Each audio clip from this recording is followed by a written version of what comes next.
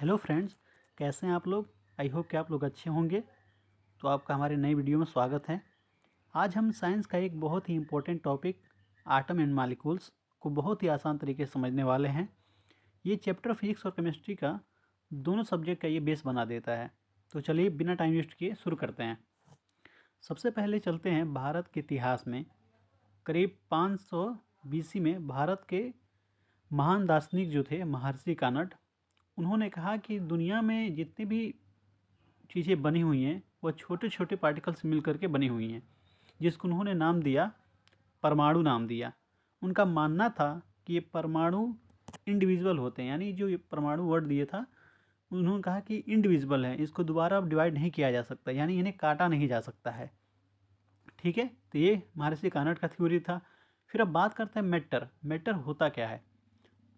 तो मैटर वो सब कुछ है, मतलब वो हर चीज़ को उस चीज़ को मैटर हम कह देंगे जिसका कुछ वजन होगा और जो रखने पर कुछ जगह घेरता होगा, उसको हम मैटर कह देते हैं। ठीक है, तो मैटर कितने तरह का होता है, तो एक देखा जाए तो मैटर 3 तरह का होता है, लेकिन आगे भी खोज किया गया तो ये बन के हो गया 5। पहला सॉलिड, लिक्विड, गैस, प्लाज्मा और बोथ आइंस्टाइन कॉन्डेंसेट, जिसे बीसी कॉन्डेंसेट भी कहते हैं।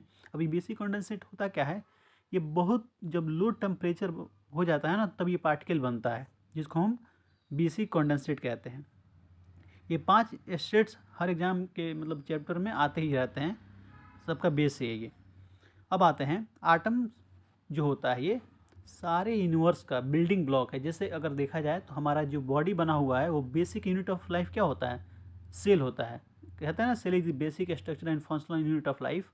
तो वैसे जैसे सेल हम से हमारा बॉडी बना हुआ है, हर लिविंग ऑर्गेनिज्म बना हुआ है, वैसे जितने भी डेड है या कह सकते हैं पार्टिकल्स हैं, यूनिवर्स है, नॉन लिविंग थिंग्स है, वो एटम से मिलकर के बने हुए हैं। ठीक है, तो अब एटम के अंदर जब जाके देखते हैं, आटम सबसे छोटा बिल्डिंग ब्लॉक हो गया जिससे पूरा यूनिवर्स बना हुआ है।